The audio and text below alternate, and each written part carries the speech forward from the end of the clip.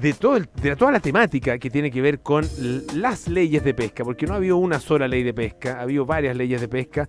La más controversial sin duda es la más reciente, la que se aprobó durante el primer gobierno de Sebastián Piñera, y se publicó hace muy poquito el libro Pescado Rabioso, Leyes de Pesca y Luchas de Poder en la Derecha Chilena. Y estamos con su autor, Carlos Tromben, quien además es autor de algunas novelas históricas, ficciones históricas como Huáscar, Balmaceda y Santa María de Iquique.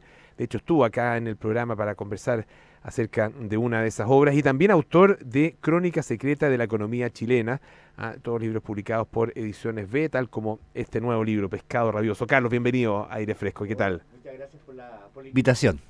Oye, a ver, en primer lugar, ¿por qué te pareció que el tema de la ley de pesca podía ser un tema interesante, importante y atractivo para investigar y después relatar en un libro? Bueno, yo empecé a investigar esto hace un par de años, cuando ya había pasado un poco la polvareda de esta ley, ¿no es cierto? Había quedado la polémica en torno al llamado regalo del mar a las 7 familias, y había reaparecido esto, el problema había reaparecido como una judicialización de un proceso legislativo a través del caso Colpesca. Entonces, Claro, esos dos elementos... se había pasado de ser una polémica legal, regulatoria a una polémica de cohecho, o sea, Claro. más que una polémica, a un No, caso de un cohecho. caso concretamente que abrió un poco una caja de Pandora en la política chilena con lo que terminó siendo la formalización de 2 parlamentarios por ese delito. Entonces me pareció que era algo interesante, importante y relevante de investigar, ¿no?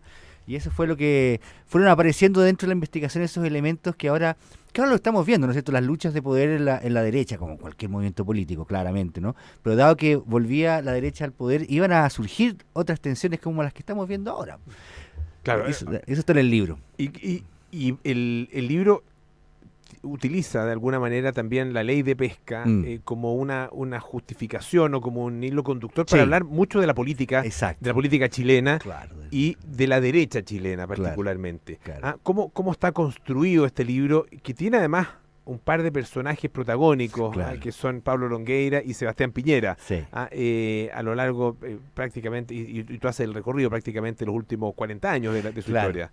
Claro, esta situación, la derecha, como el resto, como también el progresismo, los nuevos movimientos políticos, está evolucionando en estos momentos, pero su origen, ¿no es cierto?, el origen de la que conocemos hoy como derecha, está más o menos a mediados de los 80, y en particular en la víspera del plebiscito del año 88. Y justamente en esa época se empezó a discutir lo que fue la ley Merino, la primera ley de pesca, la primera regulación pesquera como ley, ¿no? Entonces era interesante cómo se iban cruzando a lo largo después de los años 90 y de los primeros años del siglo XXI, este cruce entre la enorme dificultad y complejidad para regular este sector de la economía como es la pesca industrial, como que el Parlamento chileno ha fracasado, ¿no? Puesto que ha tenido que volver tantas veces sobre un mismo tema, mientras que otros sectores de la economía nacional no han tenido tanto problema regulatorio, ¿sí? Eso fue lo que me llamó mucho la atención, y cómo se iba cruzando esto con la lucha por el liderazgo, que es normal también, ¿no es cierto? Y como tú señalas, en esa primera etapa fue una constante estos encontrones sucesivos entre Piñera y Longueira, entre RN y la UDI, pero específicamente entre ellos, como dos personas de un carácter, de personalidades completamente opuestas, ¿no? Claro, y que tuvieron además momentos. Yo recuerdo haber entrevistado a Longueira, esto después de, me parece que de esa pasada que hizo Piñera, en alguna de las pasadas que hizo, de compra de acciones, me parece que fue del AN. Y lo criticó durísimamente. Es que era impresionante cómo lo criticaba. Sí. Con críticas que tenían que ver con finalmente con su ética. Claro. No era simplemente crítica a su comportamiento político o incluso empresarial, no. Le cuestionaba su ética, sus principios, su moralidad en definitiva. Y claro, en ese minuto, ¿quién iba a decir que unos años después se iba a convertir en su ministro? Claro, eso fue lo sorprendente, ¿no? Cuando en el 2011, ¿no? Hagamos memoria, el 2011 el primer gobierno de Sebastián Piñera estaba en una encrucijada política por el movimiento estudiantil, ¿no es cierto? No se instalaba el gobierno, y ahí él llama a los pesos pesados de la derecha política, ¿no? A Chadwick, Limatei, Alamán y a Longueira lo nombra ministro de Economía, que en apariencia es un ministerio para lucirse, porque es de fomento, es como, está con las pymes, los consumidores, era un gobierno que podía ser en apariencia muy funcional a las aspiraciones políticas de Longueira, ¿no? Y terminó siendo todo lo contrario, Claro. algo muy problemático para Longueira. ¿Por qué para para esa gestión ministerial la ley de pesca fue algo tan importante? ¿Por qué se mete Longueira y por qué se mete Piñera ¿A regular? a regular este sector? Porque Claro. tal como tú dices, esto ha sido realizado, digamos, de manera sucesiva. Nunca se ha llegado a un equilibrio definitivo que deje contento, más que a todos, que deje satisfecho al país, digamos, Claro. a los sectores políticos. ¿Por qué se mete en este asunto? Porque vencían las leyes cortas de Lagos, porque aquí en Chile hemos estado siempre regulando así, nunca de manera definitiva, siempre chuteando el problema hacia adelante. Entonces, recordemos primero la ley Merino, que nunca se aplicó por presiones de la industria, se reformó en el 91, tampoco resultó porque dio lugar a una sobreexplotación brutal de los recursos, la llamada carrera olímpica. El presidente Lagos tuvo que dictar 2 leyes cortas. Entonces la segunda ley corta, la que establecía límites máximos de captura por armador, expiraba, porque era transitoria, el 2013. Entonces había que legislar sí o sí en 2012, porque si no se legislaba se volvía a la primera situación, de vuelta a la carrera olímpica del 91, y ahí nos quedamos sin pescado, definitivamente. Entonces por eso había que legislar sí o sí. Estamos conversando con el periodista Carlos Tromben, autor de Pescado Rabioso, Leyes de Pesca y Luchas de Poder en la Derecha Chilena. A ver, la industria, tú lo describes también en el libro, es una industria que se fue desarrollando de alguna forma para convertirse en un oligopolio. De pocos, claro. Donde son muy poquitos actores y todos muy grandes. Y además efectivamente con empresas y familias que resultan ser muy poderosas. Es esa la grande, es ese, digamos, el tipo de empresario que hay detrás de la pesca. ¿Es el gran problema que tiene la regulación? ¿O aquí también hay un problema que es natural y tiene que ver con el sector que se intenta regular? Claro, las dos cosas. El sector es difícil de regular en todos los países del mundo. Hay problemas de regulación pesquera. Tanto la pesca en aguas soberanas, ¿no es cierto?, de cada país, la pesca en alta mar, ¿no es cierto? ¿Por qué? Porque los peces son migratorios, se mueven, ¿no? No están fijos a la tierra como los árboles en el sector forestal o los recursos mineros, que también son atribuibles a quien tiene un área muy en concreto. Los peces se mueven, ¿no es cierto? Entonces eso lleva a los empresarios de la pesca a tratar de capturar lo máximo posible en poco tiempo, y para lograr esa captura durante décadas invirtieron mucho, sobreinvirtieron en flota pesquera. Entonces la flota era muy grande, ¿no? Y es como si tú tuvieras, no sé, que hubiese todos decidiéramos de un día para otro que el conejo es muy saludable y empezaron a cazar conejos silvestres, ¿no? Pero se mueven los conejos, pues entonces mientras más casemos en poco tiempo, dejamos que el otro no case los conejos, lo dejamos sin caza al otro. Entonces esa competencia siempre ha sido muy difícil de regular. Y en el caso de Chile, esas pocas empresas han tenido, por los antecedentes que disponemos, una influencia, han utilizado mecanismos indebidos de influencia hacia el sector, hacia el poder político, el poder legislativo. ¿Y qué es lo que en el caso de Longueira logró demostrarse?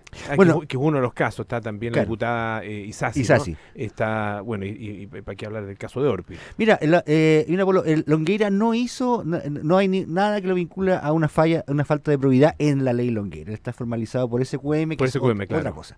Lo que él trató de hacer con la ley de pesca fue hacer política, ¿no? Y darles a todos algún incentivo para ceder un poco, ¿no? A los industriales que le cedieran un poco de cuota a los artesanales en determinadas regiones y sectores macrozonas pesqueras, y a los industriales, a cambio de ceder cuota, darles licencias pesqueras renovables automáticamente y en la práctica para siempre, ¿sí? Entonces estaba haciendo lo que se esperaba de un ministro político. Pero ¿qué pasó? Que en la legislatura se vio, bueno, terminamos enterándonos de figuras de cohecho, sobre todo en la zona norte, en la llamada, el llamado caso Corpesca. En el sur tenemos la arista ACIPES, que es la Asociación de Industriales Pesqueros de la octava región, y también en el extremo austral FIPES, ¿no? Ha aparecido vinculado el diputado Iván Fuentes, ¿no es Ujú. cierto?, con los Walker. Hay una lista que ha investigado el Ministerio Público, una lista de políticos de distintos escalafones, ¿no es cierto?, del ecosistema político de Talcahuano, desde concejales al Senado, todos ahí con aparecen con una lista y unas donaciones de las empresas pesqueras. Entonces, ese es lo que ella trató de ordenar un avispero, por decirlo así, ¿no? Un avispero, porque además los intereses pesqueros del sur y del norte son rivales, porque pescan los mismos jureles, ¿no? Entonces, Claro. jurel que no agarra Talcahuano va a parar Iquique y eso es pelea, ¿no? Entonces tú dices que el caso de Longueira no hubo ninguna situación reprochable No, desde el punto de no. vista judicial. No, él quedó con el rótulo político de la ley Longueira, que lleva su apellido, la ley que regala el mar. Entonces eso fue una pelea de casi un año, porque él terminó bastante desgastado, ¿no? Y ahí enfrentó, ¿no es cierto?, la primaria del 2013 ya en un estado de agotamiento. Y lo que pasó en esa primaria nunca lo vamos a saber, o quizás sí, no sabemos, toquemos madera, pero algo pasó porque después de triunfar por un estrecho margen, a las 2 semanas renunció. Y en la práctica él ahora está fuera del mapa político. Claro, absolutamente. Absolutamente fuera, después de ser muy poderoso. Ahora, y de acuerdo con tu investigación, porque los ministros en general deben obedecer las instrucciones Por y los supuesto, lineamientos claro, que el les presidente, presenta el presidente, ¿no es cierto?, que les impone el presidente. En este caso, ¿cuál fue el papel de Piñera? Bueno, él aparece, bueno, en lo institucional, él aparece firmando el mensaje, ¿no? El mensaje presidencial que presenta el proyecto de ley original. Ujú. Y de ese proyecto no parece haber tenido mayor injerencia directa. El proyecto fue elaborado por Longueira y el subsecretario Pablo Galilea, ¿no?, que también era un antiguo ex piñerista dentro de RN, que Claro. de hecho de la disidencia de RN contra Piñera cuando fueron otras de las escaramuzas, por ejemplo el caso de Spinac. Entonces en esa ley había 2 antiguos ex piñeristas y los 2 terminaron trasquilados. O sea, en el caso concreto de Longueira, si Longueira se hubiese presentado finalmente a la papeleta en 2013, tendríamos hoy quizás otro escenario político completamente distinto, con un Longueira actor todavía, que habría llegado a la papeleta en 2013 con un capital político relevante, de unos 3 millones de votos, 3 millones 2, no sé. Entonces habría sido un actor político para la primaria del 2017. Claro, y por lo mismo un competidor nuevamente de Sebastián Piñera. Claro, claro. Claro, ¿y tú crees que en el hecho de que eso no se haya producido, hay de alguna forma responsabilidad de esta ley, de la famosa ley de pesca? Es muy, yo a mí me cuesta, bueno, estamos en una época, ¿no es cierto?, en que uno está haciendo todo tipo de conjeturas acerca de la política porque están pasando muchas cosas, ¿no? Pero tiendo a pensar que claro, el mayor beneficiado del colapso de esta ley es Sebastián Piñera. Y el colapso de esta ley, su judicialización y el colapso de Longueira como rival. Claro, porque además él sale limpio absolutamente de todo esto. Claro. Carlos Trombe, te queremos agradecer muchísimo que haya estado esta tarde con nosotros. Carlos es autor de Pescado Rabioso, Leyes de Pesca y Luchas de Poder en la Derecha Chilena. Muchas gracias, Carlos. Pablo. Muchas gracias. Hoy escuchemos a Iggy Pop con Candy. It's a rainy afternoon, 19